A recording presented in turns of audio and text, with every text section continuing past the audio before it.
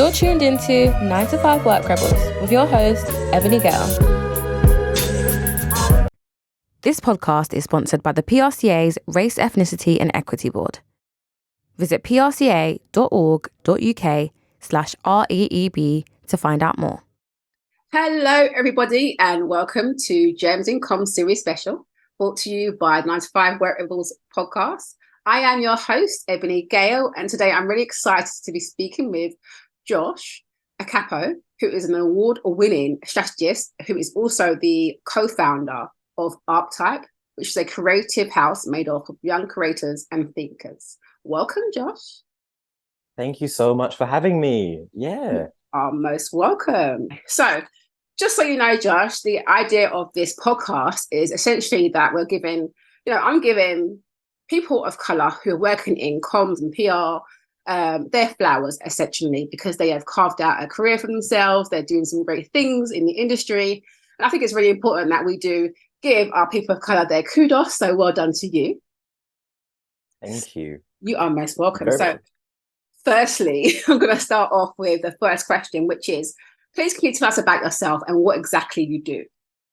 Yeah. So as you so brilliantly introduced me, thank you so much. I'm a strategist and researcher. That's my main job function, but I've been working in and around marketing, comms, PR, and advertising, of course, as a strategist, researcher, but also like accounts person, projects person for about 8-9 years-ish.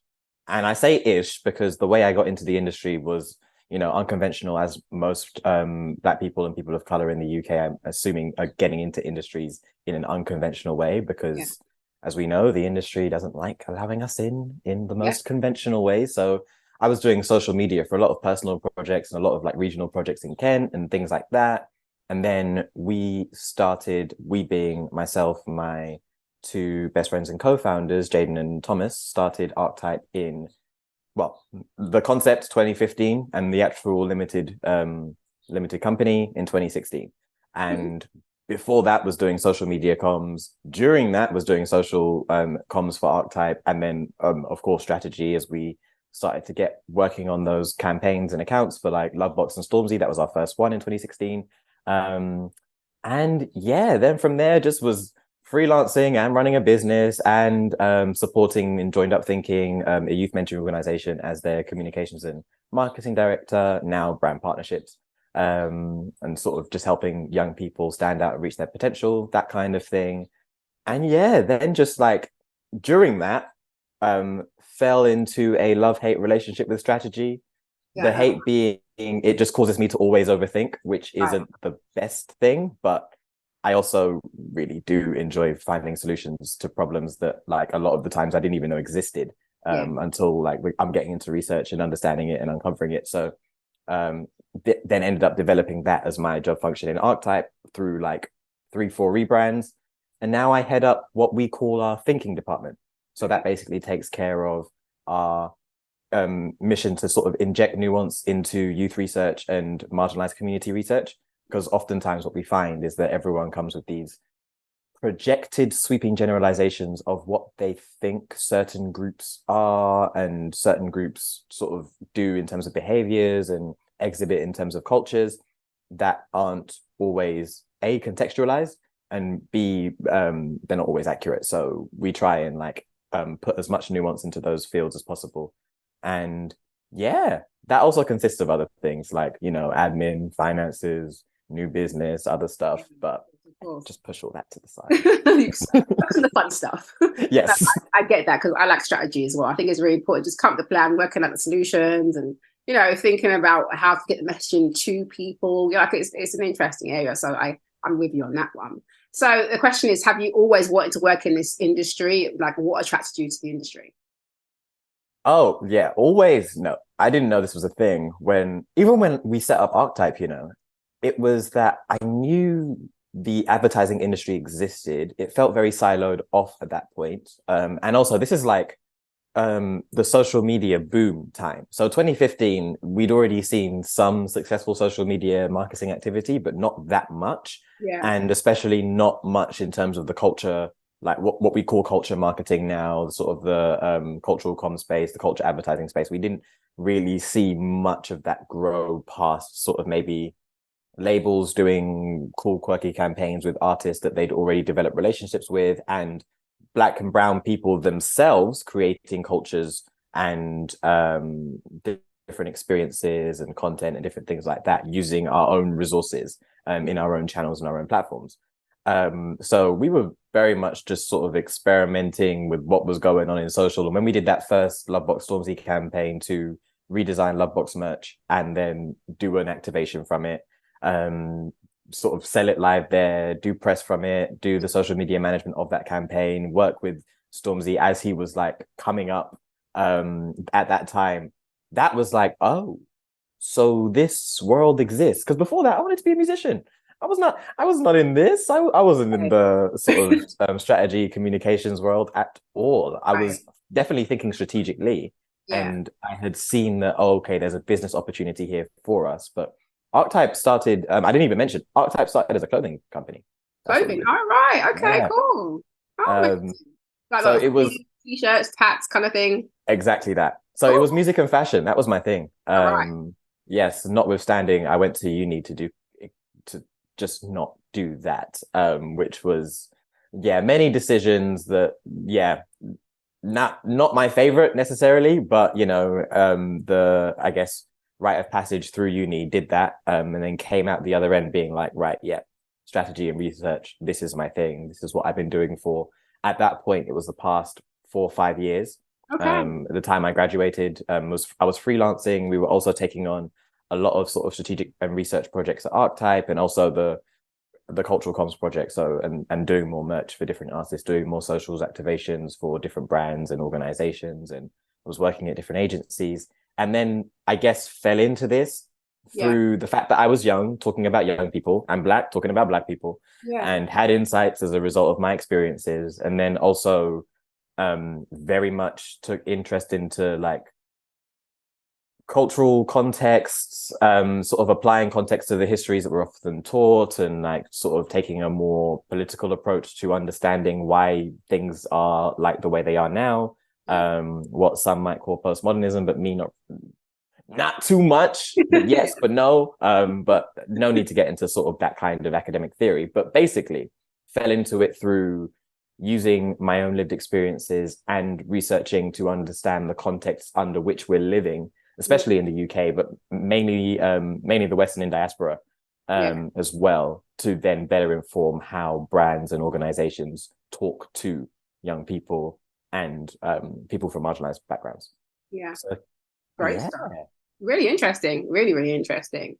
And so it sounds like, so you did mention fashion and music being like the thing that was driving you. So did you originally want to be a musician or a fashion designer? Where was you actually going before you kind of sidetracked into this?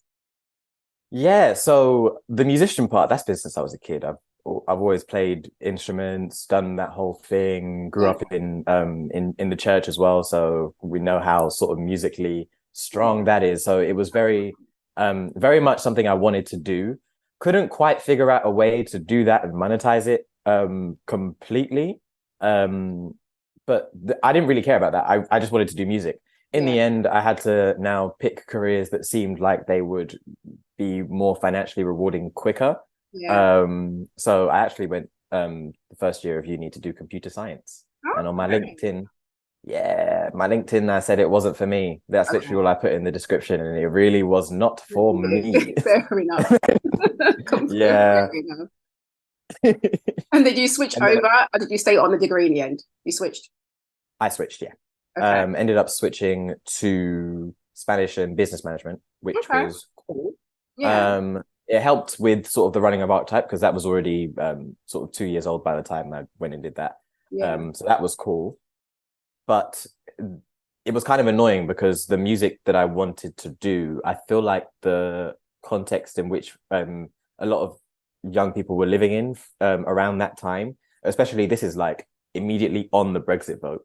And then after that, up until the COVID-19 pandemic. So what we were really seeing was the results of how many years was it by that point? 6 to 9 years of conservative austerity. No matter sort of no matter what people are thinking about, their political leanings, it can't be denied that did strip quite a few opportunities from young people. So Absolutely. we lost a lot. Absolutely. And through that, I was like, oh, I have to pay rent in London. Let me just get myself a job. Get yourself together. I get it. No, I get it. You have no choice. You're like, okay, thanks to Tories, I'm going to have to do a few things over this side. But no, it's fine. But it's worked well for you, obviously, because you got to work with Stormzy, like you said, which is amazing. I love Stormzy. And particularly at a great time when he was just coming up, emerging. Like it was, he was definitely out there. But you could tell that the traction was definitely picking up a lot more then. So that must have been quite fun, especially to do Love Box as well, because that's quite huge. So great. And, well done for you guys. So I think that's a great thing to work on, especially as you love fashion and you love music. What a wonderful thing to work on.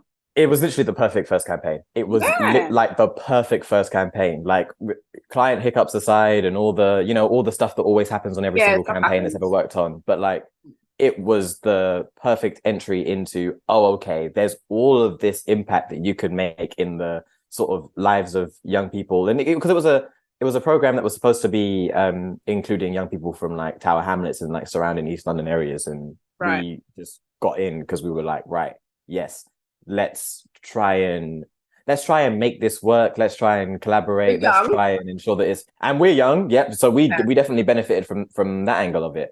But it was also like, exposing us to the realities of working with big stakeholders like that, of being able to go across different sort of points of contact and like get consensus on designs, on like how we're going to market it, on sort of how we're going to ensure that it resonates with the communities that we're targeting, all of that. And also on the width and breadth of, if you think this is cool, look at all the other activations that are done in culture. And then we just got to see it and we're like, okay, let's do this. Yeah. I love that for you guys. That sounds awesome.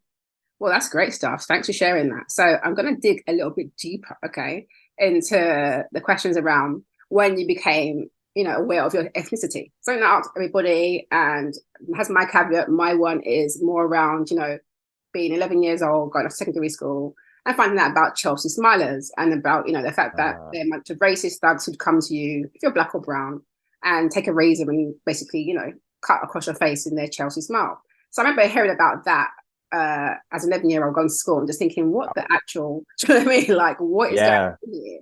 And being slightly petrified, also a bit miffed, because it's just like, really? I'm born into my beautiful brown skin, you have a problem with it? So it's just like, obviously, racism's there. But for me, that was much more a poignant point for me on my personal journey. So what about, was anything like that for you or not? Well, so see now, I always knew I was black. Yeah. That I think I feel like most if not all black people have that sort of understanding. Yeah. But it was from a position because I was living in East London, born and raised, Newham, and that was like, but it was cool because I was around other black people, right? So it was like, I knew I was black from a cultural perspective, from like a church perspective, from a Nigerian perspective, from a understanding sort of the diasporic connections with like African Americans and Caribbeans, because like the like in the UK at that time, what we had Desmond's, and that was about it in terms of programming. Exactly. Fresh Prince used to come on. I remember watch Fresh Prince. I used to watch that. Exactly. And My Wife and Kids, and I didn't see that on normal TV. You didn't see? I caught that. I did but I caught it on cable, like Trouble TV later on. Yes. Years down. Yeah. So I found that. I was like, that was my favourite as well. My Wife and Kids was my favourite. Yes. Absolutely love that sitcom. But like, so there are other things like that, like those. So we would get a lot of like, from the Black British programming we did get, it was mostly Caribbean, and then from the African American stuff, of course, it's American. So there was definitely that sense of like, okay, I'm black, I see myself in this. That's great. But it wasn't until we moved to Kent that I was truly made aware of what my blackness meant in a white supremacist society, because the kids in primary school were calling me the N-word on the playground. And I didn't know what that actually meant. So they then were like, it means this. And I was like, wow. Yes. Are you at primary school? Literally, I was 9. I was 9 years old, 9, 10, and all of a sudden that's happening. And I didn't think much of it until I told my parents. And then they were like, what? And then, it escalated it with the school. All of a sudden, I'm seeing a bunch of white kids cry and go, sorry, I never meant it. And I'm like, oh, okay. You didn't mean it. Well done. So clearly they meant it. And that persisted my entire time in school in Kent. So, Wow. yeah, so we thank God for going back to London frequently to visit family, go church and all that kind of stuff, because otherwise I definitely would have collapsed. But other than that, it was an interesting time being in, and also this is being in Kent at a time where there wasn't all this talk from, like, I say the Black British millennials now of, oh yeah, let's move out to the home counties, let's make sure we can afford to buy houses, all this stuff, let's move to the sticks in the suburbs. Like, that wasn't widely sort of accepted conversation. We were all, it wasn't the trend. No, we were trying to preserve our community still. But now there's I guess in the town that I was in, there's definitely more Black people there now than when I was a kid. But still, it's still like one of Nigel Farage's sort of favorite places to go, because there's that many people in that place that support UKIP. It's been conservative since 2010. Before that, New Labour. Before that, conservative. It's like not the most welcoming environment still, and back then it definitely wasn't. And that is definitely what made me aware of my Blackness. But also it was picking up on sort of the effects of the different things that were happening around that time. I remember 2007, 8. I remember people walking out of Lehman Brothers like it was yesterday. I remember that. I remember the hung parliament of 2010, when I thought that Labour were going to go and make a coalition with the Lib Dems, and then the Lib Dems actually went to the Tories, and I couldn't get my head around it. I was like, this doesn't make any political sense. You guys disagree on everything. Why are you doing this?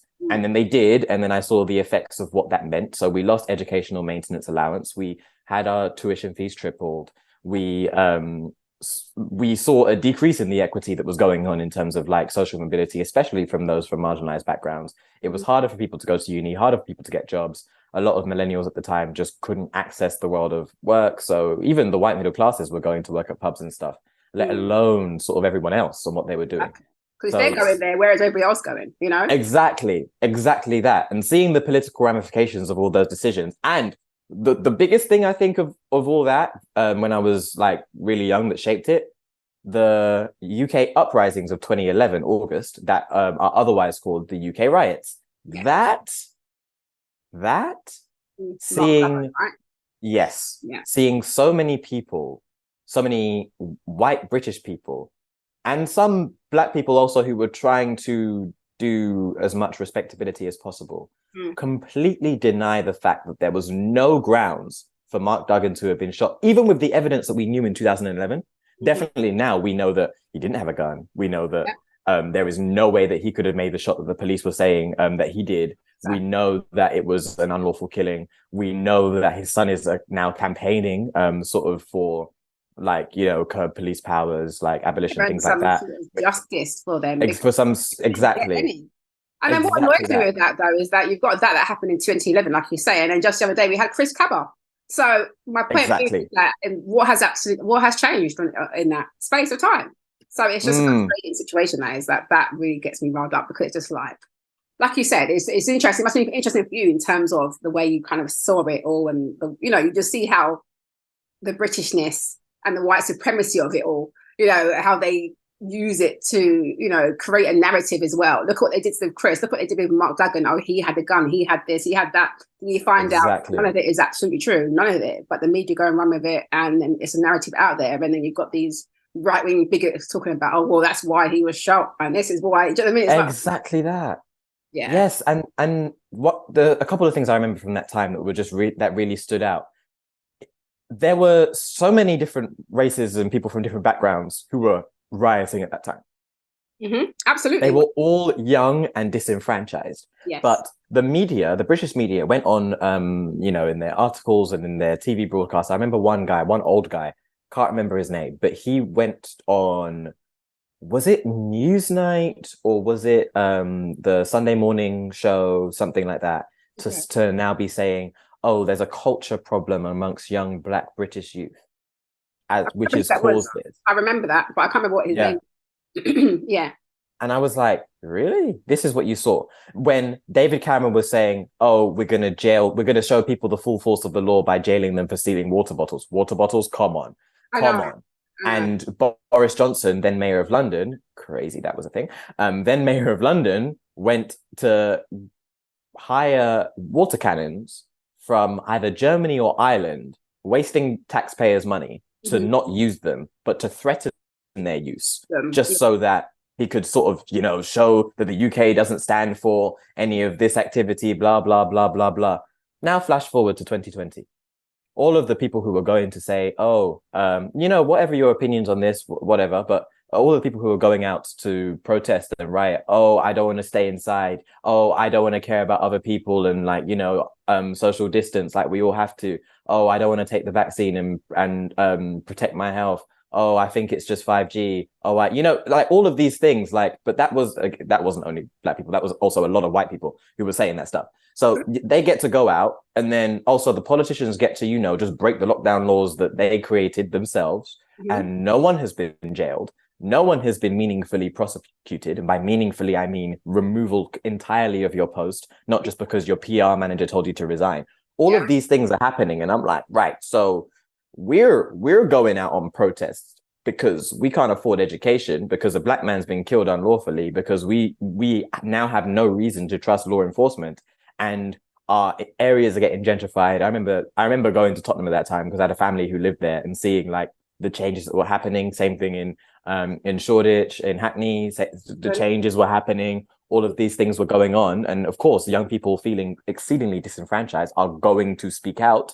So that we can't do that. But, you know, politicians who want to go and have a bit of insert nondescript substance here at a birthday party for Boris and Carrie, they can just go and do that. And people who just want to be like, I don't care about other folks and I just want to go outside and protest, oh, they can be protected. But, you know, people protesting for BLM and all the Black people protesting, no. You're not allowed to do that. You know what I mean? They're a nuisance. Exactly. It's just the them and us, isn't it? It's a them and us. It's always the kind of, well, it's all right for them, but it's not okay for us. So yeah, I get what you're saying. I get you. So I suppose you became aware of ethnicity through a range of things, but definitely going through your primary school transition from being in East London, then coming up to Kent. What part of Kent was that? It was Sittingbourne. Sittingbourne, okay. Yeah, if you know it. Sittingbourne, yeah. So, and then going to school where it's predominantly white and then being called the N-word must have been quite a lot for you. But as a child, obviously, you don't always realize it until you go home. Like you said, and you see your parents' face, and then they're the ones that are like, what the, do you know what I mean? And then they're going to literally. Yes. So, yeah, no, I get that. No, thank you for sharing that. I know we covered a number of things there, but thank you. So bringing it back to the workplace, have you ever felt like your race or ethnicity has held you back in your career at any point in time? And have you maybe experienced or witnessed racism in the workplace? And if you have, how was it handled? Oh, gosh. I mean, witnessing racism in the workplace in the UK is kind of like an extreme sport, isn't it? Because the things that I feel like the things that we experience are always so, like, the second I start like pointing things out and going, why did you do that? Why did you say that? It's always, you know, the extreme sort of Olympic sport that white British people have managed to perfect of just gaslighting and denial. So that one, I don't even know where to start with that, but definitely in terms of being made aware of my sort of race and ethnic background holding me back in my career. Yeah. I mean, that's the reason that I continued with Archtype. Okay. That's absolutely the reason, because really and truly, it would make sense for somebody who, like, this happens to young white people all the time. Like, they found a business, they've got parents who can give them some kind of generational wealth uptick. I didn't have that. So I couldn't benefit from that already. That's a structural thing. Yeah. But in terms of the more individual things, okay, we've started a business, so I should be able to maybe, leverage the experience with clients or all of that kind of stuff to get myself a nice, permanent, well-paid job in a well-respected and safe environment. all of a sudden that just seemed less and less and less and less likely. Now, I definitely did have different jobs whilst I was growing Archetype, and was definitely privileged to be able to work in some great agencies, some startups that that definitely took a chance on taking a chance. I mean, yes, but also have you. They got added value to their team by adding you, you know? that. So Yeah, also yeah, that part. Okay. absolutely, Yeah. absolutely. But yeah, no, definitely, like they did help, and definitely like gave me the stability and that kind of thing to be able to, yeah, to be able to like gain more experience and Yeah. to leverage that in my own career. But they were always freelance. Yeah. And whilst that was of some benefit to me in terms of like, I actually like doing the self-assessment thing. I like submitting my own taxes. I like feeling like I'm giving back to the state, all that kind of stuff. Great. But not being able to have had a permanent role, because countless organizations were like either saying, "Oh, Josh, you're amazing. Yes, we'd love to give you this, we'd love to give you that." And then all of a sudden it's like, "Oh, actually, no, we don't have a role for you there. Sorry. We lied about this. Sorry. We lied about that. Sorry." Um, Instead, it's, "Oh, okay. We've seen that you," or with Archetype, for example, now that I'm sort of leaned into it more, it's now the inverse. It's, "Oh, we see that you're a young Black person trying to compete with, legacy agencies and traditional industry. How about we get you for 2 days at a day rate lower than what your white counterparts would charge to help us win this pitch that's targeted at your people. And then when we win this pitch, oh, we're not going to bring you back to actually work on the campaign that you helped us win. The millions of pounds you helped us bring in." That happens to me all the time. That happens to me all the time. That's not okay. And that's more in the advertising space, right? Oh yeah. They love doing that stuff. That's really hard in the advertising space. And that's interesting because that's the space I wanted to go into originally. Because I'm a bit older than you, even though I'm ageless technically, right? But I'm a bit older than you, because when you're speaking, I'm thinking, when you said about Desmond's, it made me think, did you not watch Real McCoy back in the day? No, I didn't. I missed that one. You've been a bit younger. So Real McCoy featured Caribbean and African as well. This is what we liked. It was like a blend, right? But moving forward, advertising, I wanted to get into the advertising industry. That's one of the things that I really wanted to do. But as I started to look into it, I found that the strategy and the creatives were very separate at that time. So I didn't like that. Whereas with PR, you get to do a bit of both. You know what I mean? You can be strategy, you get to do the implementation on the creative side, which is why I end up going down that route. But I did notice that advertising was extremely white. Yeah. Like extremely. I mean, my PR is already 91% white, but I reckon advertising probably is a bit higher than that, because it's just like crazy. But when you said that about, the bringing you in, get your ideas, let's just use you because you're the Black guy, you have the intel that we need. But yes, we'll get the account and win it and let you go. Like, no, I'm glad you started your own business, and stick to your own thing on that side of things. It must be really hard to kind of navigate though. Oh, absolutely. And you know what? That's kind of what annoys me about it as well, because then I also have, in the same breath, a lot of people who are, for right reasons, and I really do appreciate it, like sort of, championing me as like a emerging leader, young leader, like voice for change, all those kinds of things. And I'm like, this is all well and good, but I wouldn't be in this position where I would feel the need to do this much on top of what should be my regular day job as just a head of strategy at an agency, if it wasn't for the fact that, I constantly felt all of these barriers in my way when I was just trying to, do a cute little thing and advance my career like everybody else. And that's what gets on my nerves. It's a sense that like, whilst I was, freelancing at every agency under the sun, I wasn't good enough to get a permanent full-time role. But all of a sudden, the second I now say, right, that's annoying, I'm not going to care about that anymore. I'm going to focus on myself, build my team, run my own business, be able to actually ensure it's profitable and sustainable. Those things that I put the sustainability before the profit, because I'm like, at the end of the day, if we're not losing money, then I'm fine. But but we just need to ensure that we're sort of, sustainable, so that we're not at a detriment to the planet, and also that we're not at a detriment to the people that we're talking with and communicating with, and our team. So to make sure that that's all sort of coming together and working for everybody's good. That's why I want to run this business, and that's why I continue. But to have people so terribly thwart that the second I'm going full time with it is annoying. Because it's like, what is it? Do you want? Because then after I was like, right, Archetype is a proper thing. We're rebranding full time.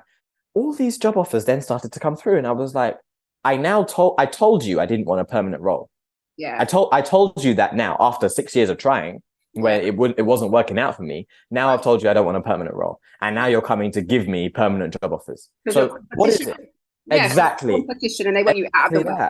And then the biggest gaslighting part of it all is that white people will hear that and then say, "Oh, you're complaining that you're getting job offers after pulling yourself up by the bootstraps and working really hard. Oh, it sounds like you just don't want to work. Oh, it sounds like you're just ungrateful." I'm like, no, you do not see what's going on. Absolutely not. But again, gaslighting you, like exactly. Ridiculously. Like if you've been working in the industry, you've been putting the work in, you've been, trying to go for the roles, not getting them. You decided to, I'm going to stick with my own role and just go build my agency with my partners. It's obviously getting traction and they're seeing it and they're going to be feeling a bit threatened. Yes, they might have big budgets, but you don't have your brain and your thinking and your team.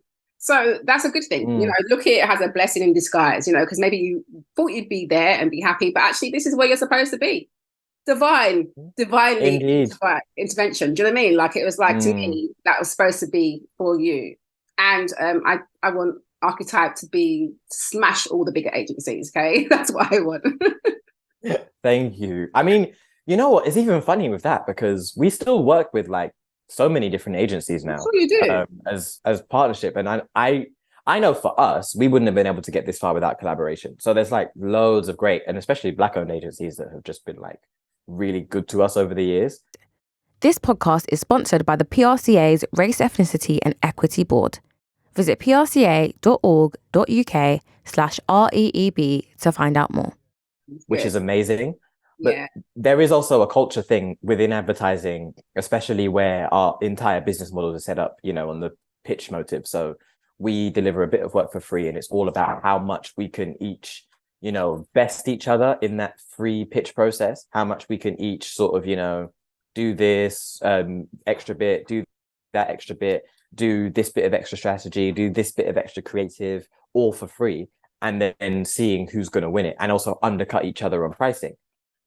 Yet for us, that couldn't be further from how we envision an equitable industry to run, because I mean, first of all, like it's not even just about sort of race and ethnicity here. It's also about every single avenue of marginalization, and ensuring that the people who are experiencing that level of marginalization and oppression are able to interact with the very cultures and communities and creativity that they help to, make popular and make cool in an equitable manner. So if we're all trying to undercut each other, best each other, sort of compete with each other in the most cutthroat way possible, and in doing so, a lot of agencies are vastly underestimating the time things will take, therefore vastly sort of messing up that client relationship for all of the other agencies, saying, oh, sorry, we didn't scope this properly. Oh, it's going to take longer. Oh, and it's going to come in over budget. Oh, and this and that and the third.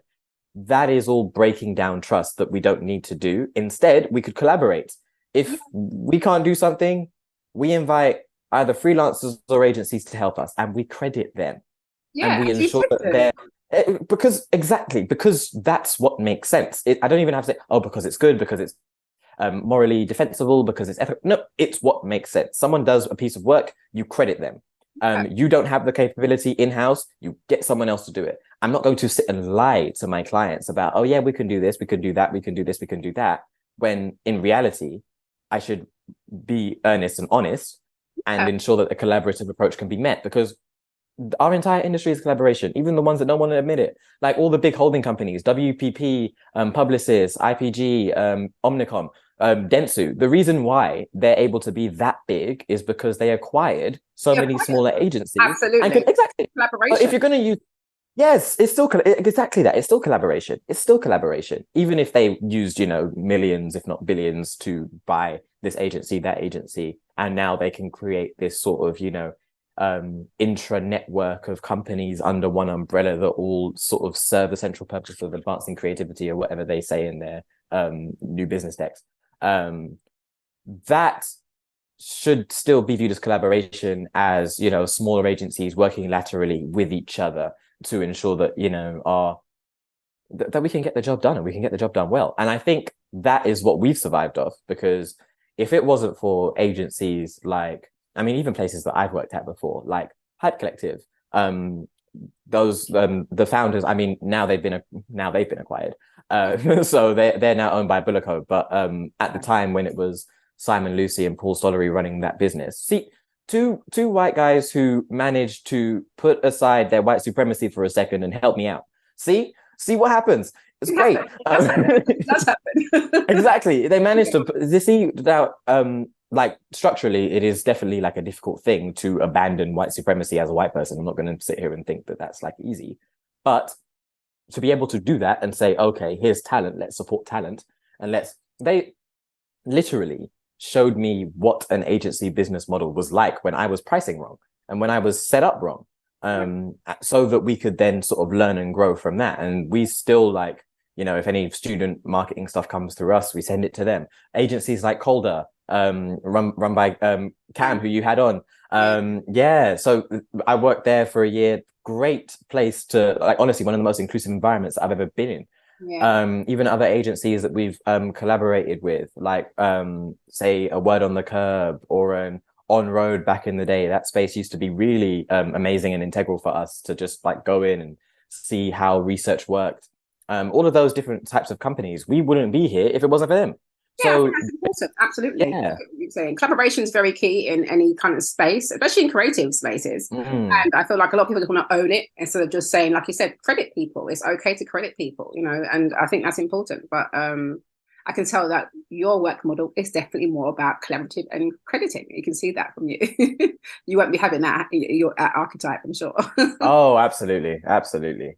Okay, I'm going to bring you back down. So you're saying that you particularly had your own racism situation in terms of maybe, like you said, trying to move up the ranks or not necessarily getting offered a permanent position, always in the freelancer space. Yeah. So did you see anything in the workplace where it was like a blatant racist incident that maybe you want to speak up about or wish you had spoken up about? Has there been a time where you've actually had to self-advocate, for example, to say, well, look, no, I'm not really okay with that, or maybe for somebody else? I mean, there have been those times for sure. Thinking of examples is hard though, because to be honest, I don't know if you see my LinkedIn. Yeah. I don't know if you're so familiar with my posts, but I do a lot of that sort of publicly, and I do a lot of like calling out on a range of issues. Yeah. And I've had to do that as a result of sort of the things that I've discussed, the like microaggressions that sort of come by and sort of just like thrust at me and different kinds of things like that.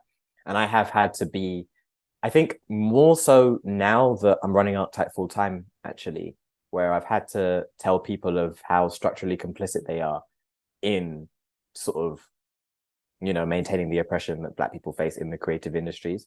Just because if you're going to pay a marginalized freelancer late, knowingly that you know you're going to pay them late as well, because you've written it into your contract that you have 30-day payment terms, and then you miss the 30-day payment terms, and I've told you on our invoices and in our like sort of financial procedures that if you pay later, then we have to follow the law and charge you late fees. Exactly. Fine you. We have to do that. So when these things are being said before, and you have the opportunity to, you know, fulfill your legal obligation and pay people on time, and when I'm hearing things from, one thing about me, slight little tangent, freelancers love to talk to me about their problems, as do sometimes employees of businesses that I work in. So I will always find out if there is an injustice present in an organization that I am privy to. This is not a warning, it's a fact. So when people then come to me with those things, and I'm now seeing inequities like late payment, like sort of whether it's a client or an agency being really funny with our team, those kinds of things, what do? I get them in a feedback meeting immediately. I'm like, right, nope, feedback. Let's do this. And I lay it out on a table. If they don't want to work with us again, fine. If I can't get them a meeting, I send it in an email. And if they don't respond kindly to any of those things, then we take it public. It's that simple. There is, and I'm very much a person who believes there is no fun in trying to do the respectable, kind approach for people who are not willing to listen to that respectable, kind approach. Yeah. So, of course, I'm going to try that first. Yeah. But if that does not work, nobody can be shocked and surprised when I will then escalate that. Exactly. Like, right. This is exactly. And I find that payment is a very sort of insidious way that companies like to do that. I mean, it doesn't just happen to us, but it happens sort of across the board. There was a report that was like, oh God, what was it? It was either 50% or 2/3 of agencies had experienced late payments by other agencies and clients. And I was like, what? It's crazy stuff. And that they use, especially towards sort of marginalized founders and marginalized businesses, to ensure that we just don't have any cash flow. And also to ensure that they get to make money off the interest that stays in their bank account, all that kind of stuff. Great. But they do it to try and generate this environment of just passive complicity from those of us who are trying to get opportunities. And it's really annoying because we also then are made to feel like, oh, well, if I speak out about this, if I, tell them that, oh, you've come with all these DEI pledges that you're trying to fulfill, and you've literally come to me with a brief that's supposed to be doing purpose-led work, and you can't even uphold that end of the bargain in your business practices. Mm-hmm. If I now come and say that, I'm now fearful of my role in it. I'm now fearful of whether they'll renew the contract. I'm now fearful of if I'll get paid at all. I'm now fearful of my cash flow, all those kinds of things. And I just have to iron that out. I think those are the most egregious examples I witnessed. But the stuff I've heard, usually it doesn't, like the sort of overt examples of like individual racism, if that makes sense. Right. They usually don't happen directly to me in work. Yeah. It's usually I find out that they've been done to other people, and now and then I start to get really mad. But I get that. And I'm like that. I get really mad if I hear things from other people as well, because it's just like, and they say, old Jamaicans saying is dappy know who to threaten. So the idea is that, some people know who to test, and some people don't test certain people, because that used to happen. I'd be like, I'm quite vocal as well. So certain things didn't always happen to me, but then I'd hear things from other people, and that would just get me riled up. I'd be like, no, push back, don't have that. So I get it. And when you said about you would hear what's happening, that used to be me. So people always come to me with their stuff like, yeah, this is happening. I'd be like, what? So Absolutely. Yeah, I get that. No, thank you for sharing that. Okay. So moving into code switching. Do you believe that we can lead with our authentic voices in the workplace, or will we be forever code switching? Oh, this is a hard one. I remember listening to your previous podcast episodes in this question, and I was like, how would I respond to this? How would I even... I don't know, to be honest with you. That's okay. Yeah, it's such a difficult one because, like, I am so vehemently against it with in terms of the need to code switch. Like, if it's humorous, like, sometimes I'll just put on my, middle class home counties accent to, make a joke or something, or to make a point land better if it sounds... I don't know. Sometimes different things sound better in different accents, right? Some things sound better in an American accent. Some things sound better in a Nigerian accent. Some things sound better in an Australian accent. So I like to play around with accents and stuff like that, just in humor and all that. But in the sense of being forced to assimilate in the workplace, thus I'm switching accent, I don't know about that. That's that's really hard to avoid in an environment like the UK, where it's just so hostile and so toxic now. It's sort of really difficult to avoid code switching, especially when employers are doing implicit microaggressions, trying to commenting on hair, commenting on the food you bring in, commenting on your background, all those kinds of things. But we should be able to, and should be emboldened to, bring our authentic selves to work. But of course, we know if companies are doing diversity without the equity and the inclusion, then that's just going to inevitably happen, isn't it? Exactly. So no, I get it. I'm kind of with you. I feel a bit like, it's interesting. I feel like a lot of the other ones that I speak to are like, yes, we should be able to have our authentic voices. And I'm with you on that. But I think actually the old school hat on as well, like you said, you still have to remember where you are. And sometimes you've got some of us who are in very corporate environments. So you're not going to be I used to work in quite corporate environments. So then I didn't really feel comfortable to be myself in that environment. I work for myself now. So I'm like, yeah, I'm myself, right? So if you come to work with me, you're choosing me as a person to work with, which is fine. Understand this is what I am like. But when you're going into certain organizations, I feel like some people of color, I feel like they have to assimilate to get along. And if you think about our ancestors or our elders, a lot of them tell us or have taught us to, obviously work 5 times harder, P's and Q's, to be a certain way. So I feel like some of it comes from that as well, from our elders that were like, well, make sure you do this, make sure you're articulating yourself, make sure you're doing this, so it's a bit of that, because I feel like a lot of our family members and our ancestors would have came here and had their culture beaten out of them, essentially, right? So you got a lot of the Caribbeans who came and were told maybe they speak funny or whatever else. So then they'd make a point to try and enunciate and whatever else. So I feel like it's a trickle-down effect. But I do think it's interesting that now we're in a space where we're trying to be ourselves more. And I love that for us. I think that's important. We should be ourselves. Because otherwise you get home and you're like a bit stressed out because it's the only time you can be yourself, and I feel like it can exactly lead to that other issues, so yeah. Exactly that. Yeah. And it's like, if it's an issue of, especially on the issues of sort of safety and keeping one's job, that's where I can understand when people are like code switching and assimilating, right?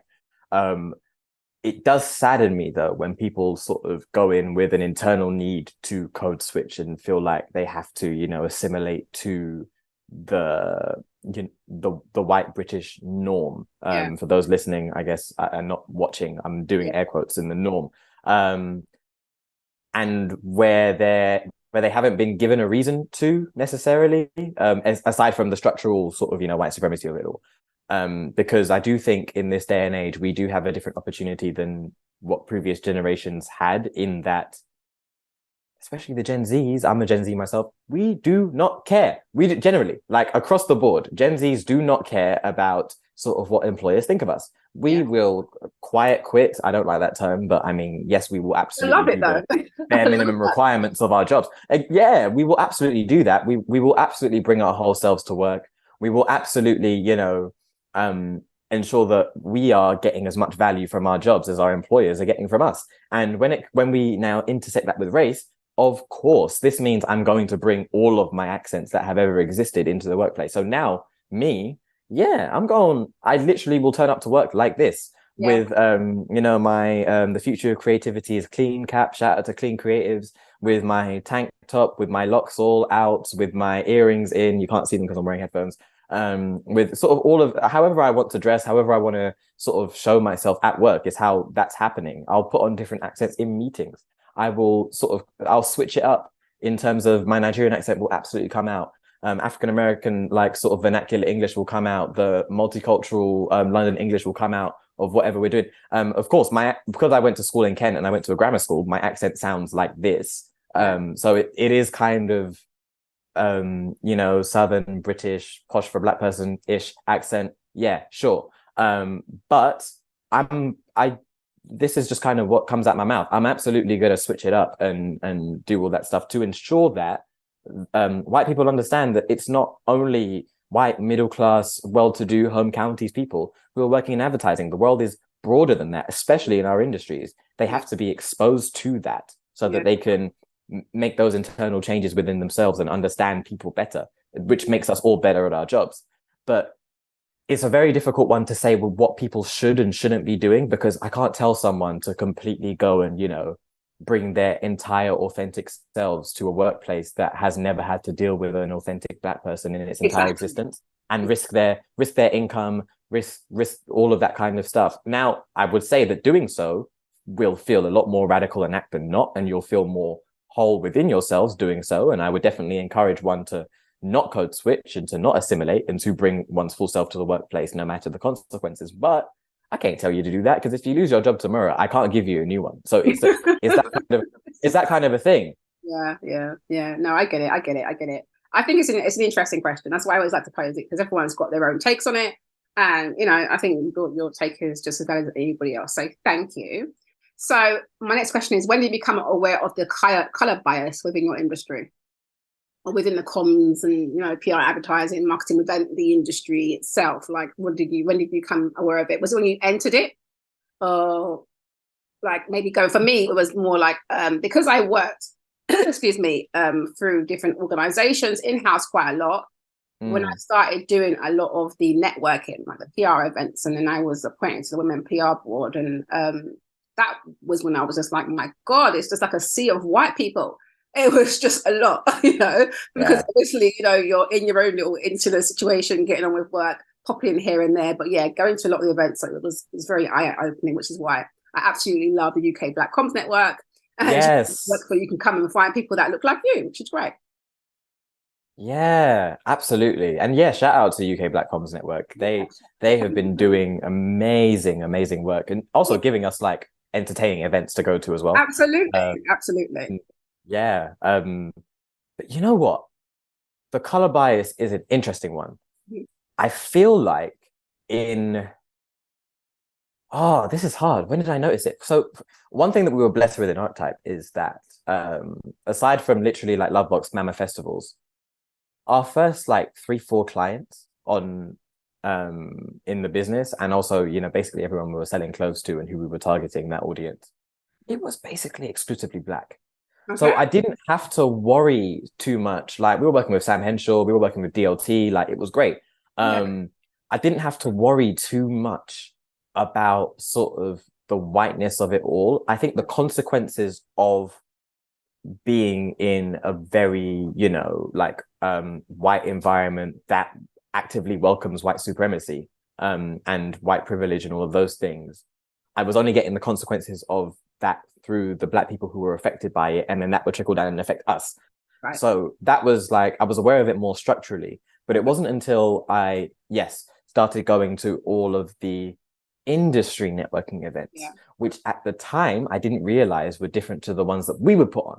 So like, for example, like young up and coming marginalized creators and creatives and like industry professionals, comms professionals, PR professionals are putting on all of these networking events and sort of creating these brands around like getting people to like, upskill and get to the next level in their career, all those kinds of things. And there I'm meeting a diverse array of people. I'm meeting white people from industry, I'm meeting Black people from industry, I'm meeting people from working class backgrounds, from middle class backgrounds. I'm meeting all sorts of people, like very good gender splits at these events. It was all great, but they were put on by people who had felt the effects of marginalization. Then I started to get invited to the actual industry events by the industry trade bodies and the like big holding group agencies, and going to those meetings. And I spent a lot of time in Soho, as you do, working in this industry. There is where I saw, oh, I'm the only one again. Oh, I thought this was London. Why do I feel like I'm in Kent again? And that was an eye-opener for me, because it also that happened as I got more senior. The more awards I would win, the more times I would be invited to. I mean, every award show that I would end up getting invited to would be like, a bunch of alcohol, nowhere near enough food. Already I'm like, that's a microaggression, because we don't drink like that. I mean, we can drink like that, but we generally don't drink like that. We don't do the English drinking culture thing. We don't. So we generally our events like have food. Like, food is the main thing we go for. Food is a massive thing in our culture. Exactly. You've got to have the food, you have the drink, but you have to have the food. And that's a big part of thing for free. Even like you say, you do the industry events, there's always these little nibbles, little canapé things. For us, like, what is this? Like, especially when you're consuming so much alcohol, we're like, where are your bigger things that you might want? So I get it. Yeah. So that in itself, I was like, all right, we're definitely catering for the wrong people here. But then I just sort of go into these events, and even recently I get like the weirdest microaggressions. People sort of, giving me names that, like, my name's like, Josh is an easy name to forget, but it's once it's in your head, you can kind of figure it out and get there. But like, when people give me names that are like more stereotypically Black than that, and conveniently forgetting my names, really, and stuff like that. Oh yeah, hard. It's not hard. It's not. People have tried to Jamal and Jamil me and stuff like that. Oh yeah. They will just come up with names, and there's of course nothing wrong with being called Jamal or Jamil. Like, I love those names, but the whole point is like, it's not my name. Exactly. My name. Hey, that's not. Exactly that. Or messing up my surname. Akapo is not hard. No. It's like, and even pronouncing it Akapo, right? Cool, fine. But if you're going to do Akapo, all that stuff, people do that. People do that all the time. And I'm like, don't do that, because you're just trying to be racist now. You just don't, you had no intention of saying my name right. You just wanted to mess it up. Or And just ask me. Exactly. Just ask me. Don't call me Jamal when my name is Josh. Yeah. Like, that to me is that is definitely microaggression. Like, what are you talking about? I'm going to call you Jamal. It's a typical black name, is it? So, do you know what I mean? Like, I'm just going to call you Tyrone. Do you know what I mean? Yeah. It's not even nowhere close. Like, what are we doing here? No. Yep. I do not. And then there's the whole sort of, going into big swanky offices, meeting senior leaders as part of my responsibility to running an agency. And the people there are like, oh, are you a new joiner? Oh, are you a runner? Oh, are you an intern? Oh, are you? And I'm like, no. I'm head of it wouldn't be a problem. Archtype, actually. Exactly that. Okay. And I'm like, I don't like having to do that, because if I was an intern, it wouldn't mean that I deserved any less respect. No, and I think that's what a lot of people get wrong as well, where they're like, oh, the people of color in my agency now, or in my client side business now, oh, they're all really junior, so I'm just going to start treating all people of color like they're junior. That's like a lot of white people do that too in the industry, and it really gets on my nerves, because we have a senior leader problem. Like an acute senior leader problem, where it's been allowed for so long for senior leaders in marketing, advertising, PR, and communications to be from one specific background. Mm-hmm. And that one specific background has not been representative of Britain ever. Like ever.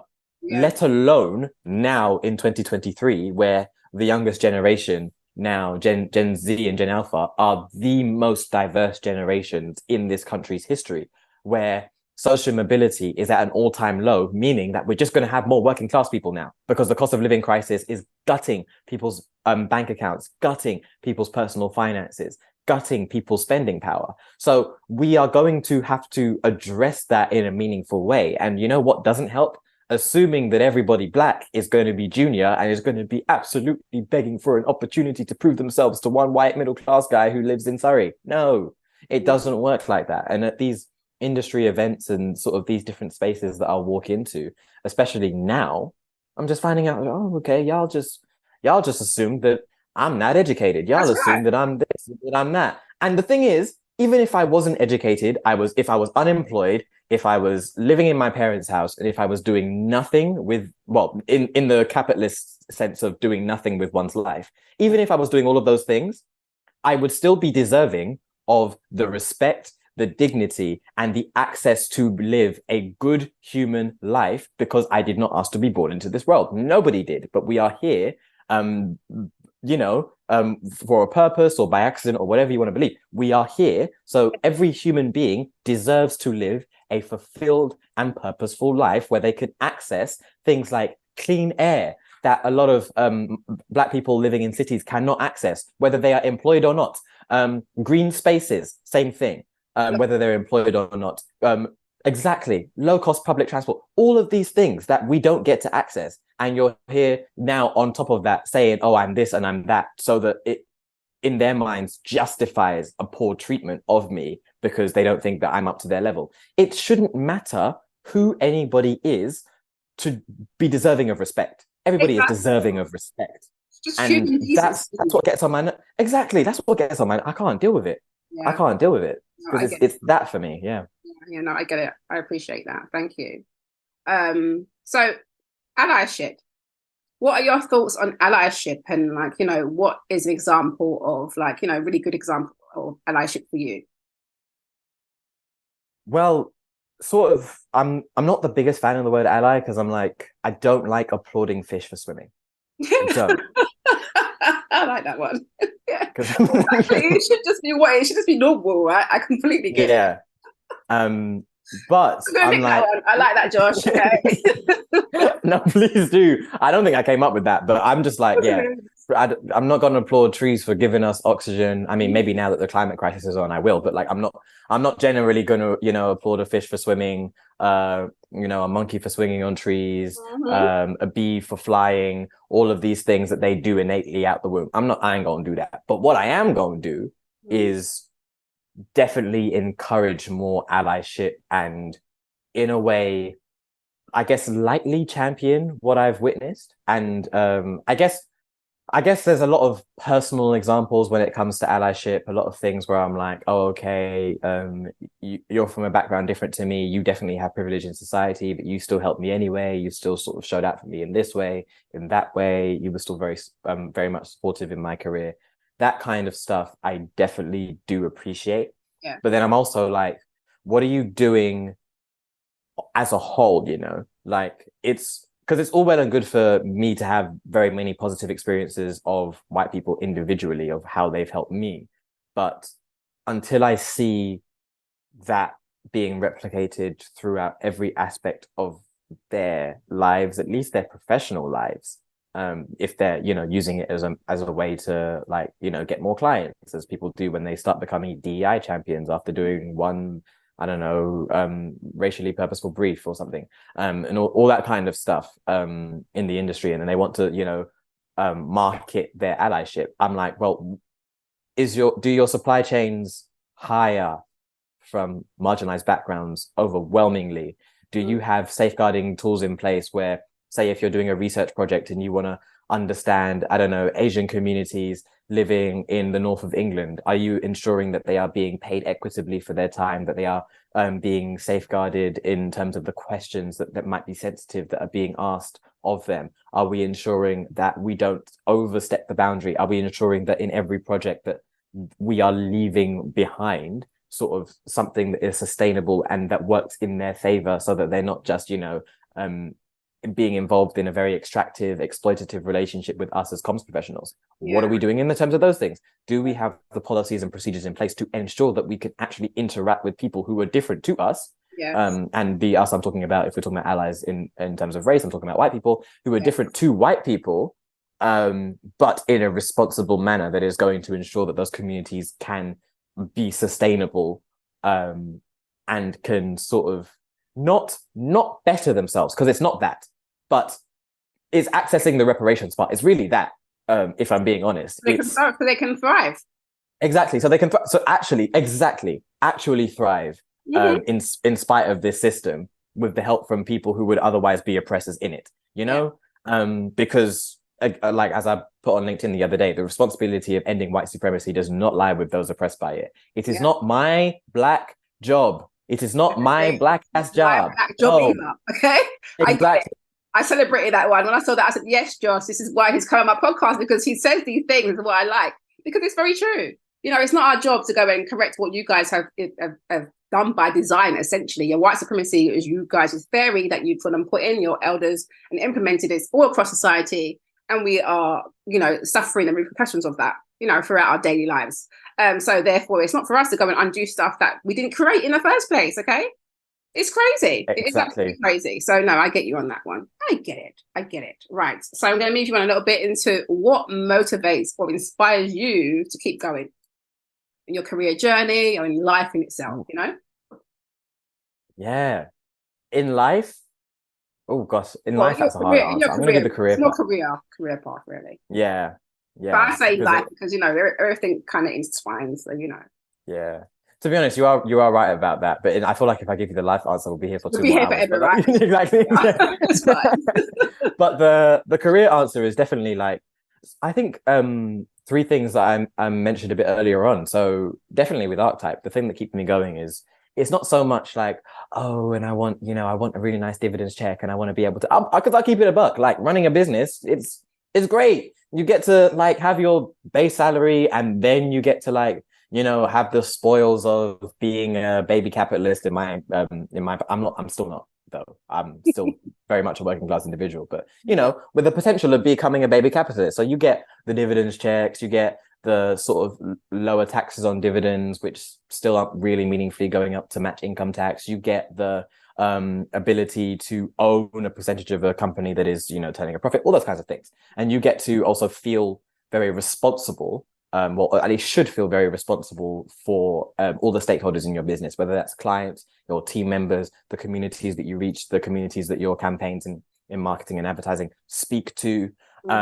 those things. But what motivates me isn't really the spoils that I get from it, because I don't really see that as that beneficial, or even sort of morally defensible in any kind of way, because at the end of the day, whilst running a business, I do have the responsibility to understand that asking people to deliver labor for me is, under capitalism, unfortunately inherently exploitative, in the sense that there is always a sort of surplus that is being generated to keep the business afloat, and that has to come at somebody's expense. But having said that, what keeps me going is being able to run a business sustainably that watches out for the people that it speaks to, speaks with, co-creates with. Our thing at Archetype is nuanced thinking and transformative campaigns. Yes, but they are bridged and made possible by our co-creation with communities. That's what we deliver. That's our bread and butter, basically, in facilitating experiences where everyone who's a stakeholder in a campaign and a project can come together, including and especially centering the communities that we're talking to, with, or about, so that they could help us develop the campaigns in an equitable manner where they are adequately remunerated and adequately supported in whichever way that we can reach out and that they need from us.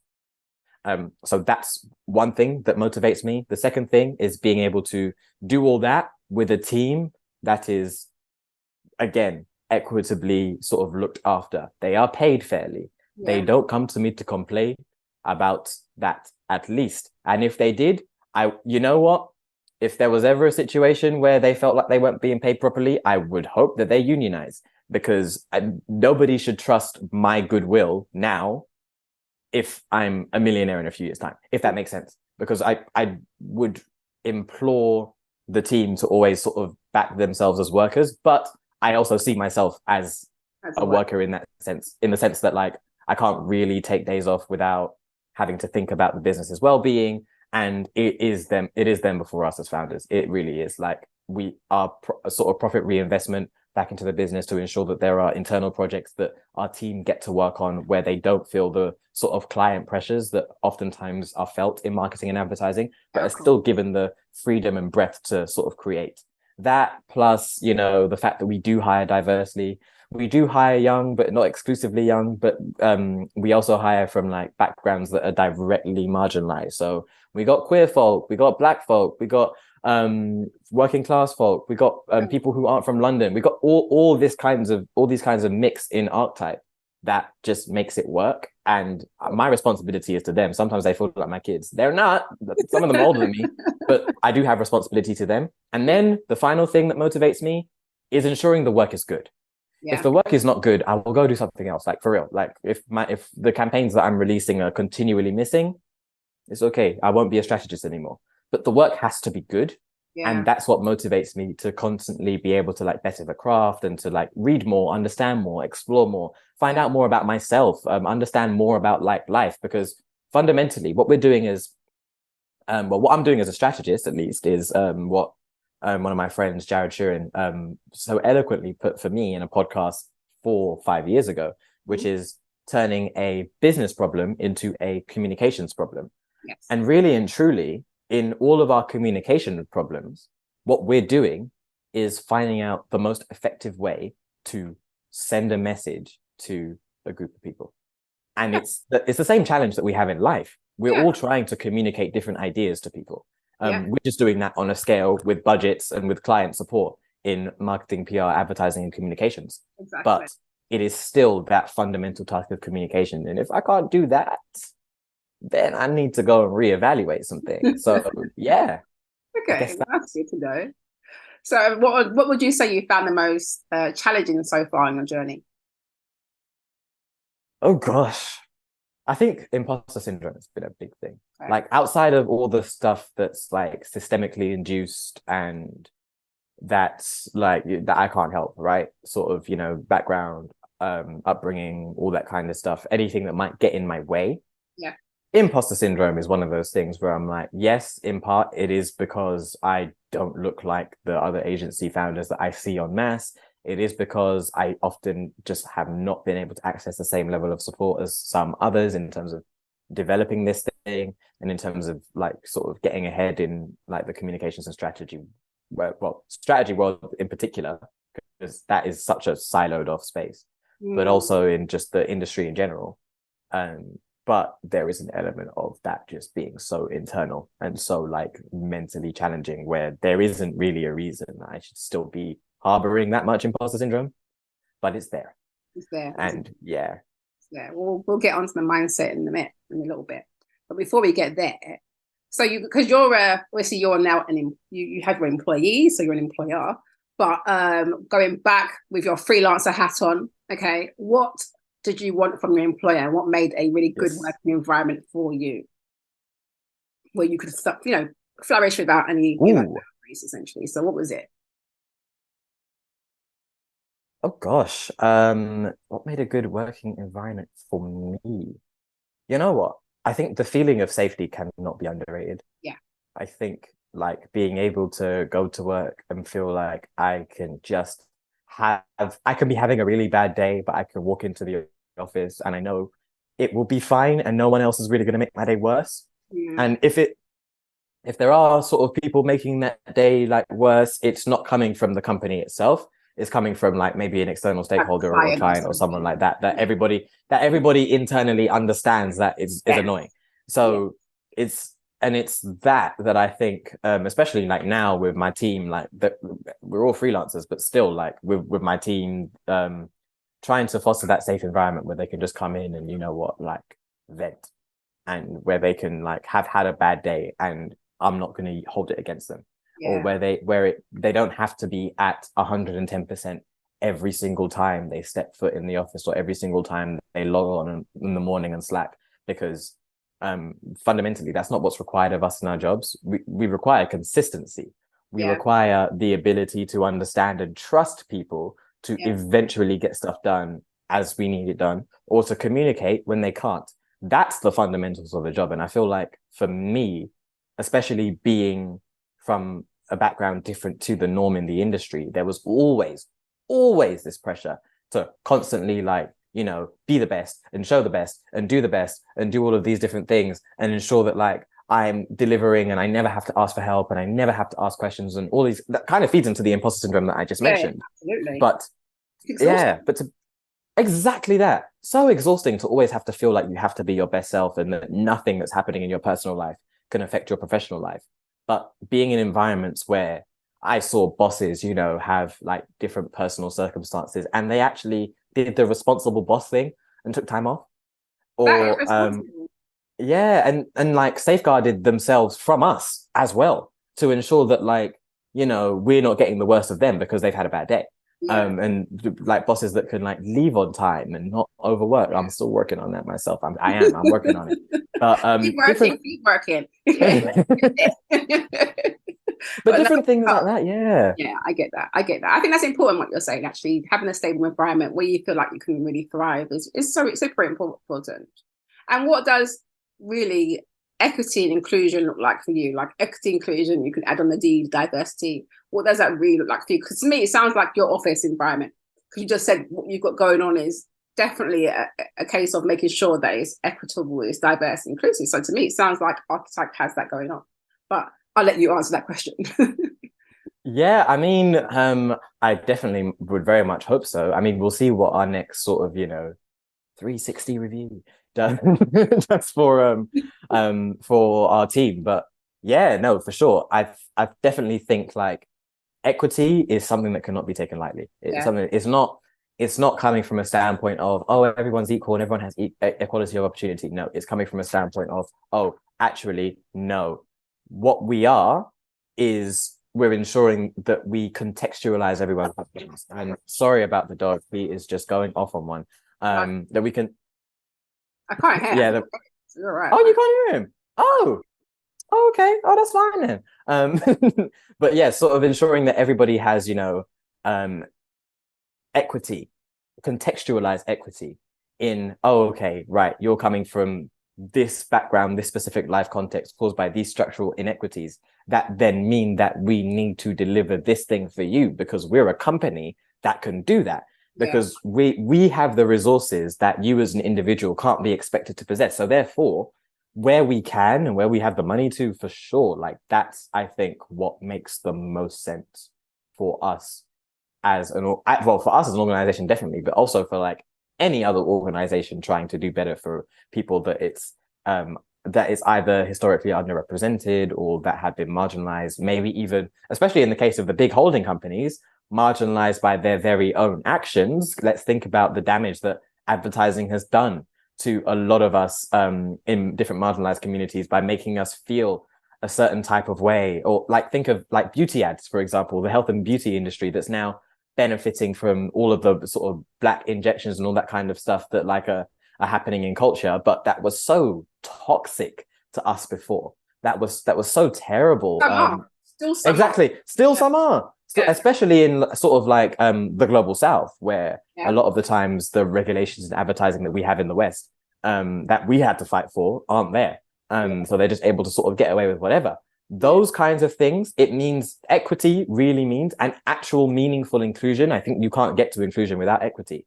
It means switching your business practices and changing your business practices to ensure that in every step of the word, in every way that you can, you are showing up and you are showing out for the people that you have just been historically marginalizing, you know?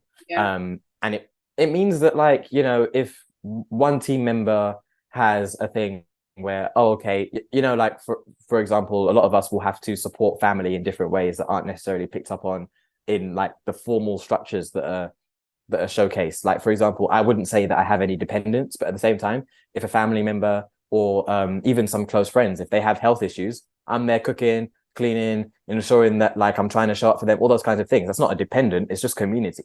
And if team members need to take time off, they then take time off. If you need to readjust yourself. If you need sort of like a bursary or something to get you back into the swing of things, a bit of tech paid for, all that kinds of stuff, ensuring that our work socials aren't completely boozy, because we know that like culturally we don't do that, ensuring that we can do different things that like support everyone's body type, whether they're sort of disabled or able-bodied or sort of whatever, ensuring that like the campaigns we run are also equitable for people. Like we've signed the Clean Creatives Pledge, so we don't work with oil and gas companies. We don't work with institutions like the Metropolitan Police, for example, because they just haven't been proven to be trusted with our communities. So we can't work with them. So things like that, we are very picky and choosy over our clients to ensure that our team are not, you know, thrust into just ridiculousness and all of that kind of stuff. Things like that. And I think like the bare minimum for companies to do is to be able to switch their, you know, business practices towards, you know, a more equitable environment. Now, of course, like so many systemic structures need to change for true equity to be met in the workplace, I feel. But, you know, I think companies can play a big part in ushering that forward if they really mean it. Now, if they don't mean it, just throw out those DEI pledges. You know, if you don't mean it, I don't want to hear it. Exactly. If you don't mean it, just leave it alone. Just leave it alone. I hear you. Exactly. All right. So I'm going to move into proudest moments before we go into mindset, which is the last bit. So I'm proudest moments now. Can you tell us about your proudest moment? It could be like a work one or personal, or you can choose to use it like a career highlight. Oh, gosh. I've got a couple, one personal and one work one. Well, yeah, you can do what you like. It's up to you. You can do any one of those. Yeah, absolutely. I think one of the proudest moments for me work-wise was definitely the Awkward Moments campaign that we released last year. Yes. So that was, I really enjoyed working on that. And for context, that was a campaign with NHS Scotland, a bunch of their stakeholders, from sort of LGBT Youth Scot to NSPCC to like sort of a bunch of different organizations that are set up to protect and help young people, spearheaded by Rebecca Roberts at Thread and Fable, and Leanne Hughes as well. That campaign was to help 16 to 19-year-olds in Scotland understand consent in sexual health and relationships. Yeah. And I was like, first of all, no better brief, right? That is just like such needed work. Yeah. And the fact that we were able to generate so many, I can't even remember the metric now. Definitely in the millions of impressions in like the first few weeks of the campaign being live. seeing a 3 times more likely increase from young people after watching our campaign to understand and feel emboldened to, practice consent safely in their lives. And also the fact that it was like in the British Medical Journal cited for like best practice in dealing with young people in terms of sexual health campaigns. It's in the Scottish national curriculum now, the materials that we produce. I was just like, you know what? That is one of my favorite things to have ever worked on, because I don't really care about sort of the Cannes nominations as much, even though I've been and it's fun. But I don't really care about sort of the industry glitz and glamour that can oftentimes feel like it doesn't mean anything. But when a campaign is actually impacting young people, and when even people in England were coming to tell me, "Oh, I saw your campaign, by the way. Oh, it was really cool." I was like, "What? How did you get it? How did you?" And yeah, people who weren't too far from my share it, and you know what I mean. So you can absolutely. But it's a good campaign, and I think those sort of campaigns make sense because you're leaving a legacy. You're actually impacting that community, and you can see it. You can see the change in behavior, which is what you want. So, which is great. Absolutely. Which is great. Brilliant. That's a great highlight. Oh yeah, absolutely. So I just love briefs like that. Like if anybody has any briefs like that, throw them my way. But, I like that. That was a really fun one, actually. All right. So what are your thoughts on how you think the industry will evolve over the next few years? So for me, I feel like AI is, changing some of the scenes. I feel like the push towards DEI is changing. So, what are your thoughts around, how you think things are going to change? There's so many things. I mean, if I could attempt to succinctly put some of my thoughts, I mean, there is this thing about like our industry is very much impacted by the world around us, and especially because we are advertisers pushing sort of, ultimately we're trying to sell stuff, or we're trying to communicate something. Communicate something, behavior change, and that kind of thing. But yeah, it very much depends, because we are currently in a very bad cost of living crisis in the UK that is basically being replicated across the rest of the West. Yes. And we're seeing like a real pushback from working people, from grassroots sort of movements and campaigns that are being run by people for people. So our propensity to be able to push endless consumption as an industry is going to change very dramatically. I don't think we're going to be able to interact with the same briefs that we once were. I think oil and gas briefs are going to be even more sort of scrutinized than they are now.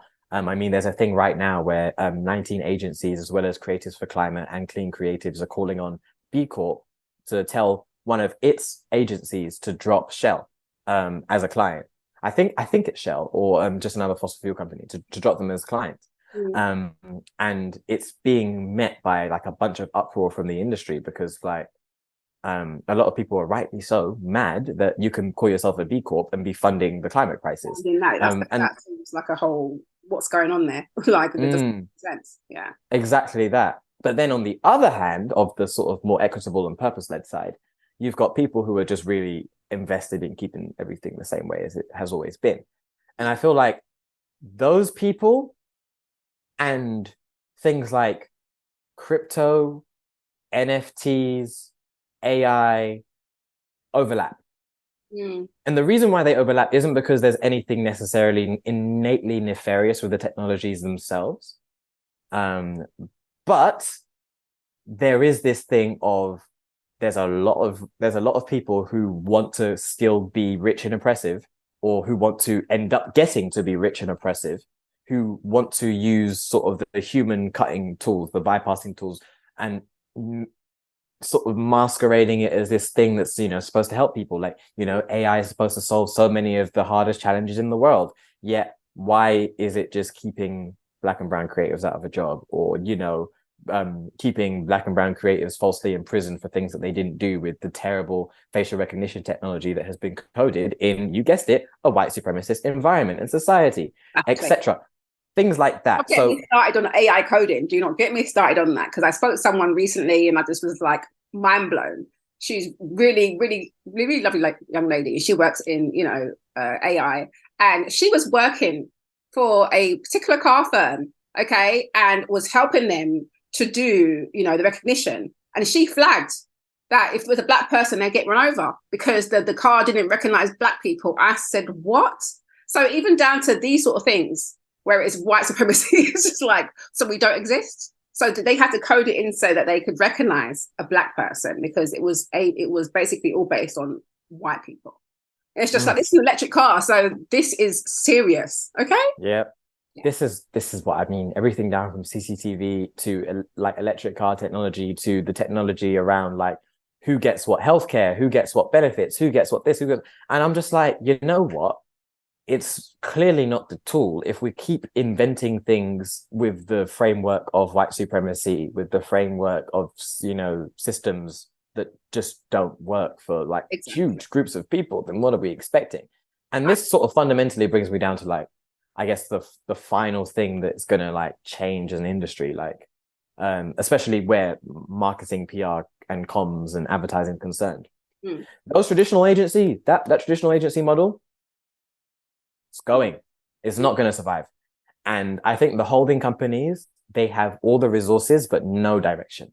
They really do not know where they're going, and it's telling in sort of all of the different trends reports that they throw out and all of the different awards they're trying to make relevant and all of the different activity they're trying to also make themselves relevant by. A lot of them are literally being propped up by the fact that they know the folks client side who keep renewing these multi-million-pound tenders.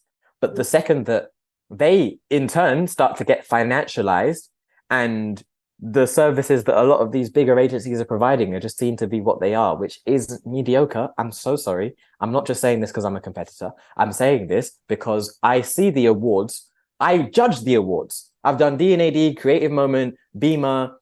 There's a couple others that I can't remember, which is really bad. So don't get offended. But by that, if you're hearing from those awards bodies, but I've judged a few awards now, and I must say, the work isn't that great from the industry. It's not that great. It's not like, oh my God. I agree. Sorry to cut you. I agree with you, particularly on, I can't say advertising completely because I don't know that bit, but I've seen that in my industry, PR, where I do a lot of judging as well. And some of the stuff that comes through, I'm like, really? Yeah.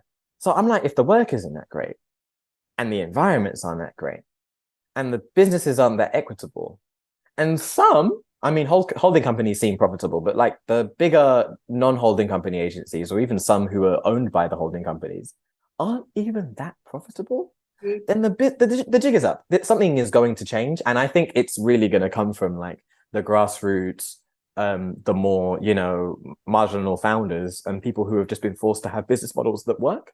Yeah, absolutely. That's sustainable. Yeah. And also, I think the whole push for sustainability is having to make some changes too. Behind, because that's going to have an impact, you know, because we can see things happening already, but I feel like it's going to have a bigger impact too. Because you're a sustainable company, you're not going to want to work with a big conglomerate that's spending lots of money, not necessarily in a sustainable way themselves. So you've got to look at that as well. So interesting. So what would you say are the key lessons you've learned throughout your career? Say, you can give me 3 if you like, or 2. Gosh,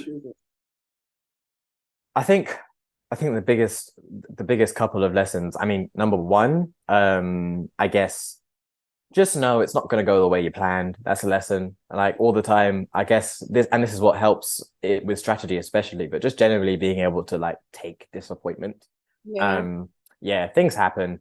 Like a lot of the time, the opportunities I didn't get, it wasn't even about me. It was about something else and about like a company's bottom line and the amount of budget they had and or like the direction that they wanted to go in, all those kinds of things. Like I rarely lose because of stuff that is only about me. So it oftentimes takes the like really harsh environment I create for myself in terms of like, being really hard on myself for not being able to get this or that. But another one is like, honesty and integrity and being principled about stuff gets you far. It really does. And I think a lot of the time, I mean, much with our conversation around assimilation, code switching, around sort of like, you know, trying to do anything in our power to get ahead, working 5 times as hard, all of these things, like, while some of them like make us and shape us to who we are today, a lot of the other things in terms of like changing who you are and really sort of almost shape-shifting just to get ahead in the face of oppression, they they're not that helpful. They're not as helpful in the long run as we think. So I'm like, it is better for me now to be honest and to like stand for the things that I believe in than to cower away. And then because eventually, look, we know in history the righteous do prevail. They do. It eventually happens. People always force through enough discomfort to force through good, meaningful, equitable change. That just happens in our industry, and in not just in our industry, but like in like the world at large. Like all of the, you know, rights and things that are trying to be stolen from us again, but that we've gained in the first place have come because, oh, okay, a bunch of people gathered together and were like, enough is enough. We're going to force this through. And I think standing for things and not just settling for whatever you're given allows you to be part of that change when it comes around. Yeah. But I think the pessimistic fear that a lot of us sit in, where it instead is like, oh, well, I'm actually just going to just, individualize or assimilate or, code switch out of fear, all these kinds of things. They don't actually allow us to come back out the other end and feel emboldened to like stand up for what we believe in. And that's why I feel like being honest and integral is just so important. Because also me, like I wasn't always like this and like just calling everything out and speaking so plainly and all that kind of stuff. Definitely not. But like this is a much more fun and fulfilling place to be in. Yeah, absolutely. It just feels better like this. Only in the space, essentially, you're just like, well, actually, this is what's happening, and I can share that. And I think that's important because people can also learn from that. I tell you, there's someone else who does that quite a lot in my industry is Elizabeth. She's always airing people out. Elizabeth Bananuka. She will air people out all the time if they are doing things wrong. So, I respect it. I understand it. So my other question for you is, what advice would you give young people of color considering entering the industry? Ooh, that's something. Because it used to be sort of advice around like, believe in yourself. You're going to be your biggest cheerleader in the industry. No one's going to champion you but you, that kind of thing. But actually, my advice is understand what you're getting yourself into. Because it's not like I don't want to be that kind of person who like is just like, oh yeah, young people just come into the industry, yeah, it's great, because it's not. And like we've had a whole discussion now sort of speaking about like the amount of things that can go wrong when you are a person of color in this industry, let alone being young, in the such inequitable space that like a bunch of young people find themselves in today as well. So I feel like if young people are going to enter the industry, like by all means do, and there is like a huge sort of opportunity here to really like hit the ground running and like shape your career as you see fit, especially with the reputation of Gen Zs just being like, people who do what we want on our own terms. Yeah, lean into that. Absolutely do that. But please know what you're getting yourself into. Like, listen to things like this, the other episodes in your podcast series, absolutely, to get like a taste of what you would come to expect by entering the industry, and like have your wits about you, be on guard, ensure that like you can stomach this kind of stuff. Yeah. And this, because I mean, you're going to find it in any career, but the insidious nature of how it happens in advertising and marketing, and the extreme levels of inequality that we often find ourselves in, especially when it's personal, because it's an industry that uses the culture that we make to profit individually themselves. So like that is personal, unlike say in the NHS where people have their interests and sort of best healthcare interests at heart, but white supremacy gets in the way. It's kind of different to the intention of advertising being, oh, okay, let's push a bunch of people who don't need to be spending right now to spend more money on stuff that they don't need, using cultures that they created that they will never be able to equitably monetize because we own it now. That kind of stuff. Understand that, and definitely sort of, unfortunately, you're going to have to, but be the kind of people who are willing to shout out about it and ensure that you don't stand for the sort of rubbish that's been put up with, I guess. So that is really the advice I give. That's good advice. I think that's good advice. Thank you. So the last few questions are on mindset. So my question to you is like, how do you deal with the internal mind war in terms of like, how you manage your like self-limiting beliefs and all that kind of stuff? Ooh, Well, to be honest, I don't even know if I dealt with it or if other people dealt with it for me. There is something to be said of like self-confidence is great, but confidence only comes when you're like in community with other people who are championing you on in a responsible manner. And I think for me, like I've just been championed that much by friends, by like loved ones, all those even different colleagues in the industry. I have just been championed that much. And always at times where I was like, why is this going right? What is going on? What do I have to change? There were people who were like, you know what? It's not you, it's them. And oh, also see in a few months when this decision that they made that went against you now goes back against them and those kind of things. Now that doesn't always happen, but it happens more often than not. Yeah. It happens. So I'm like, right. And it's not just like, you know, like, fine, if we lose a pitch and someone else was better than us, amazing. Yes, you go and do the work because the work is more important than us doing the work. But there are situations where I'm like, okay, this thing is just going to negatively impact my confidence and my self-belief, but I can only access better and more robust confidence through the, you know, uplifting and upholding of the like different communities that I feel like I'm in. And that for me is what does it. Because it's not really me, to be honest. If it was just down to me, I'd still be like, you know, imposter syndroming and like, you know, just trying to people please and do all that kind of thing. But like, yeah, no, other people have definitely helped me in that. Champion you. Okay. That's really interesting. Thank you for that. So looking back over your journey so far, would you do it all again? So now, I don't know if I'm starting a business of 17, 18 again. That was, although would I not? I don't know, you know? Well, think about it. Every step you've taken has led you to where you are now. Yeah. And Yeah. like, so I feel like you should be saying, yeah, obviously it's your journey. But I'm looking at your journey thinking, actually, this is impressive because actually you started your archetype, it was more clothing, but then you came back to it because of what you learned in the industry and also probably seeing for yourself that actually this ain't that hard. I can do this stuff, you know, and actually I have some really great ideas and actually, you know, you put it back to yourself. So I'm answering your question for you, but no, go for it, answer. No, I appreciate that. You know what? I probably would. If I didn't know sort of what I know now, I definitely would do everything again step by step. Okay.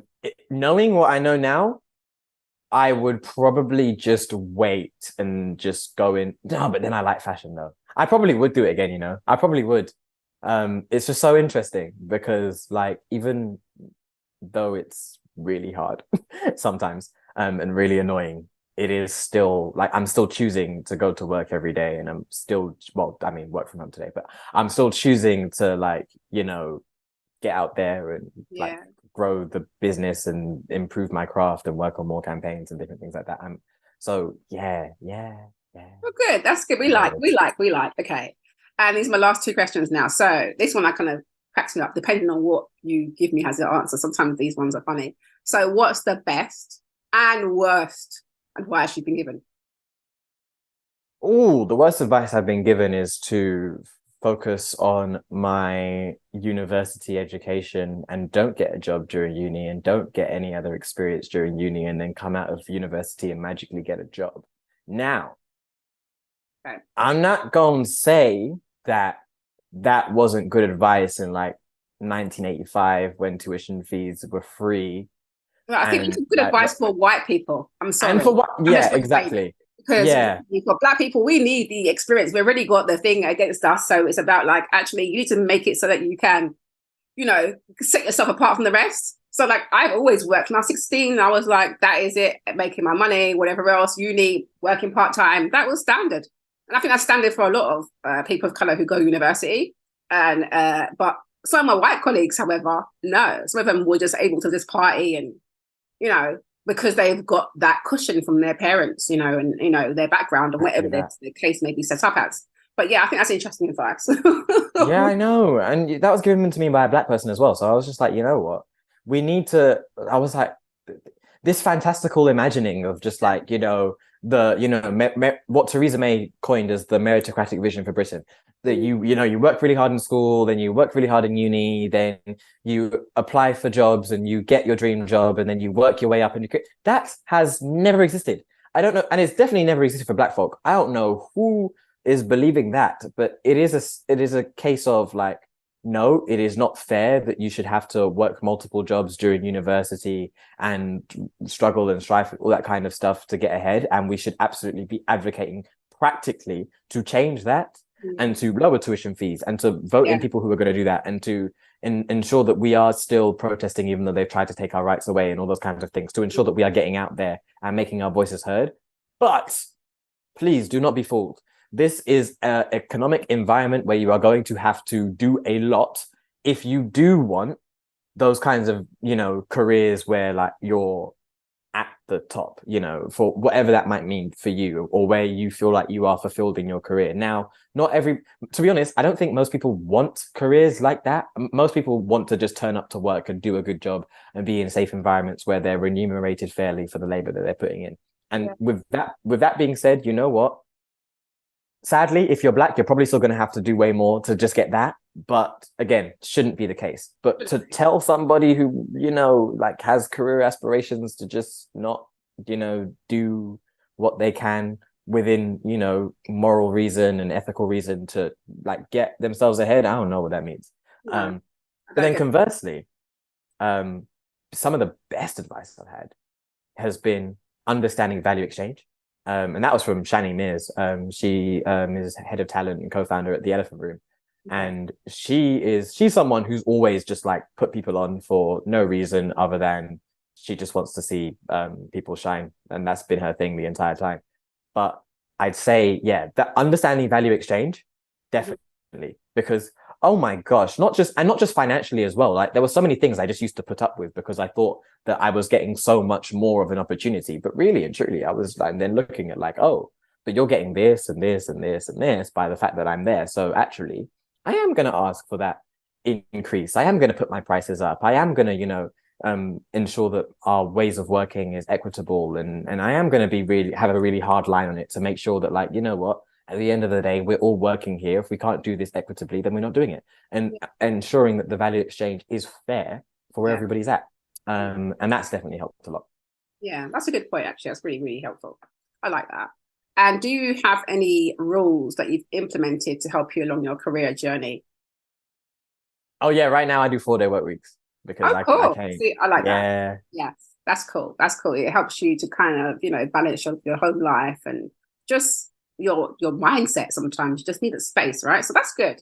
So that's one of the ones that you put in. So you put in the whole 4-day work week. Anything else that you've got like as a rule? I take your value exchange as a rule. I think that's a really good rule. Yeah. You're extending any value you're providing, that it's reciprocated essentially. Absolutely that. I really like those. Anything else you want to add? It's the last question, so go for it. Oh gosh, any hard and fast rules? It's going to sound like Olivia Pope from Scandal. Trust your gut. Yeah. That is a very important one because there's so many times, especially where we're a small agency, right? And I mentioned that we're like quite picky on clients and quite picky in terms of like who we work with.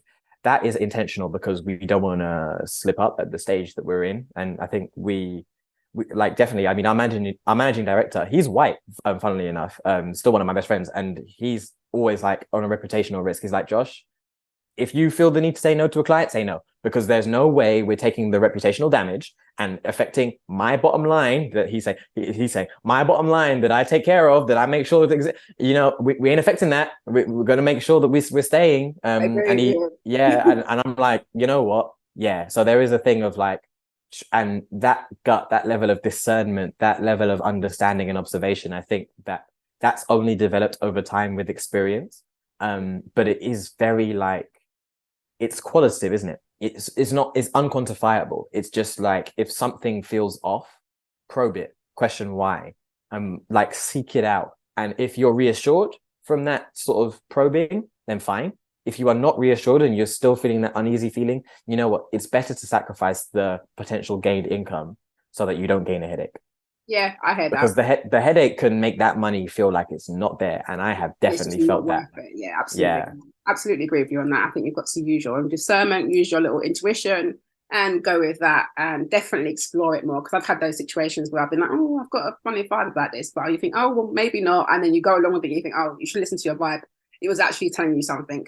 So yeah, I think that's a good thing. That's a good thing, and a good one to end on as well. So thank you so much, Josh. You have been lovely to speak to. Really, really enjoyed having a chat with you like this. So thank you for coming on here and sharing with us your lived experiences. Oh, thank you so much for having me, Ebony. This has been a fun conversation. I'd say it's been somewhat spicy. Definitely a good like one. A little spice. We don't mind that. Indeed. Thank you so much. Can you tell everybody where they can find you if they want to connect with you? Yes, absolutely. So in terms of Archetype, that's quite simple. We are at Archetype UK on Instagram, on, do I call it Twitter or do I call it X? I'm calling it Twitter because we're on Twitter at Archetype UK as well. That's ARCHTYPE UK. And LinkedIn, just Archetype, search us, you'll see us, cute little green logo. And as for me, I am only on Instagram at Akapo. I'm on TikTok as well at Akapo, but you will not find me on there because I just have the account just to hold it. And on LinkedIn, it's just search Josh Akapo and you'll see me. Perfect. Yeah. Thank you so much. So a big thank you to Josh Akapo for sharing his journey with us. I will be back with some more wonderful people from the world of comms. So stay tuned. Thanks for listening and bye for now.